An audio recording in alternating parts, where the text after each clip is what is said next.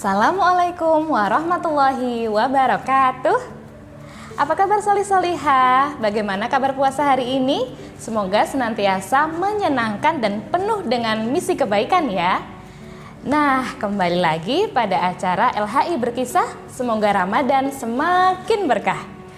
Kali ini bersama Ustadzah Elita, kita akan belajar dari sosok inspiratif yang masih menjadi salah satu sahabat dari Rasulullah SAW. Nah, siapakah dia?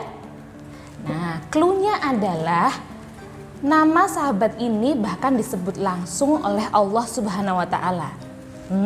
Kira-kira siapa dan kenapa Allah menyebut namanya? Yuk, kita belajar dari sosok Ubay bin Ka'ab.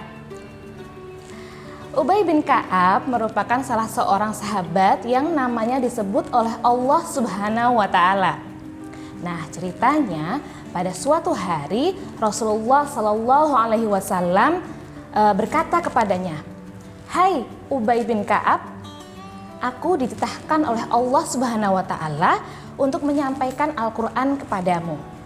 Kala itu yang diminta Allah untuk disampaikan pada Ubay bin Ka'ab adalah surat Al-Bayyinah.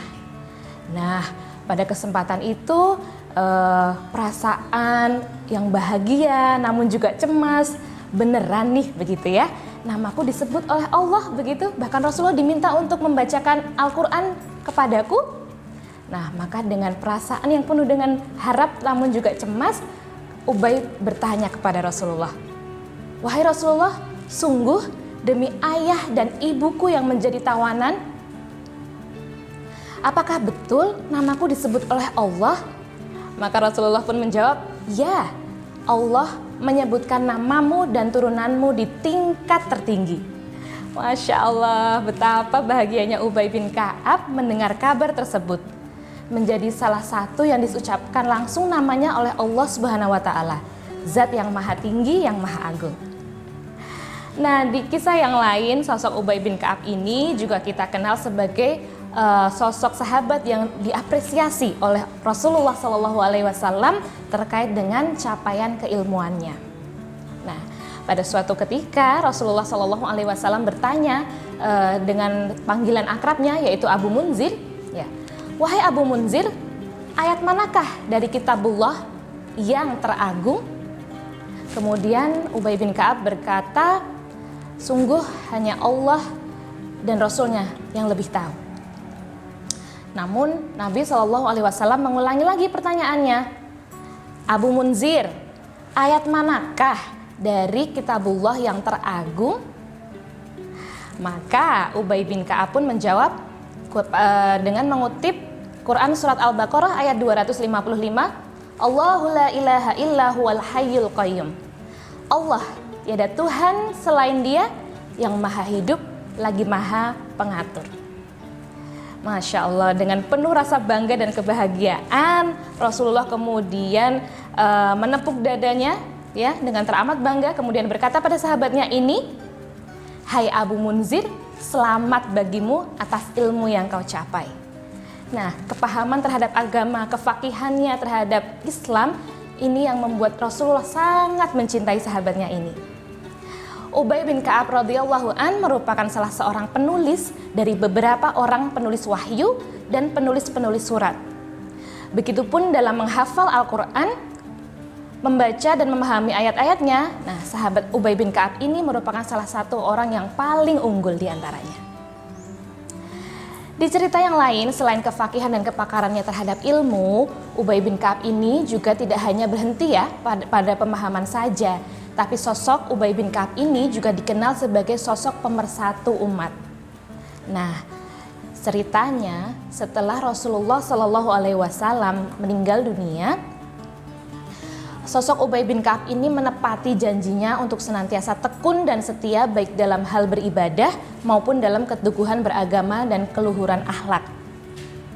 Pada saat itu, ketika Islam sudah mulai berkembang dan umat Islam semakin banyak, Ubay bin Ka'ab melihat betapa banyak umat Islam yang mulai menyeleweng dari syariat. Banyak di antara mereka yang kemudian sudah mulai menjadi penjilat golongan-golongan bangsawan ataupun bahkan tidak segan di antara mereka untuk melanggar beberapa syariat Islam. Maka salah satu kata-kata yang terkenal dari sosok Ubay bin Ka'ab ini adalah terkait dengan dunia. Ubay pernah melukiskan sebagai berikut. Sesungguhnya makanan manusia itu sendiri dapat diambil hikmahnya. Apa hikmah dari makanan yang dimaksud Ubay? Mau seenak atau setidak enak apapun suatu makanan, yang terpenting adalah akan menjadi apa makanan itu nanti. Ya, jadi bagaimana kita hidup dunia, baik itu senang maupun susah, yang terpenting adalah bagaimana akhir dari kehidupan kita dan apa tujuan dari kita hidup. Dan satu lagi pesan dari Ubay bin Ka'ab adalah semoga senantiasa umat Islam ini tidak suka berbantah-bantahan, karena yang paling ditakuti oleh Ubay bin Ka'ab adalah lahirnya generasi yang saling berbantah-bantahan. Begitulah sosok seorang Ubay bin Ka'ab, sosok yang faqih dalam agama, tapi juga terkenal sebagai sosok pemersatu umat. Sosok yang tidak hanya berhenti pada hal pemahaman, tapi juga bisa mengaplikasikan ilmu dalam kehidupannya sehari-hari. Ingat, sebaik-baik ilmu adalah yang menjadi amal. Dan Ubay bin Ka'ab adalah sosok yang sangat bisa kita teladani dalam hal yang demikian. Ubay bin Ka'ab adalah seorang yang berhati lembut, ya, hingga suatu ketika, terutama ketika dibacakan Quran surat Al-An'am ayat 65, hatinya senantiasa menjadi penuh haru biru. Ya, ayat itu berbunyi, katakanlah, iya Allah kuasa akan mengirim siksa pada kalian, baik dari atas atau dari bawah kaki kalian, atau membaurkan kalian dalam satu golongan yang berpecah-pecah dan ditimpakannya kepada kalian perbuatan kawannya sendiri. Nah, ayat ini juga yang kemudian senantiasa mendorong Ubay bin Ka'ab untuk mengingatkan umat untuk senantiasa bersatu. Bagaimana dengan semangat bersatunya Ubay bin Ka'ab ini? Masih adakah di hati solih-solihah kalian? Semoga kita tidak menjadi generasi yang ditakutkan oleh Ubay bin Ka'ab tadi ya. Umat yang banyak tapi berpecah belah. Umat yang banyak tapi senang berbantah-bantahan. Na'udzubillah min dzalik. Baik solih-solihan, demikian sosok inspiratif Ubay bin Ka'ab yang kita bahas pada sore hari ini. Semoga menjadi penyemangat dan motivasi untuk kita senantiasa untuk memperbaiki diri ya. Selamat melanjutkan puasa hari ini, selamat menantikan waktu berbuka puasa bersama keluarga. Semoga Allah membalas segala amal ibadah kita dengan kebaikan-kebaikan yang jauh lebih banyak. Sampai jumpa lagi di kesempatan yang lain. Wassalamualaikum warahmatullahi wabarakatuh.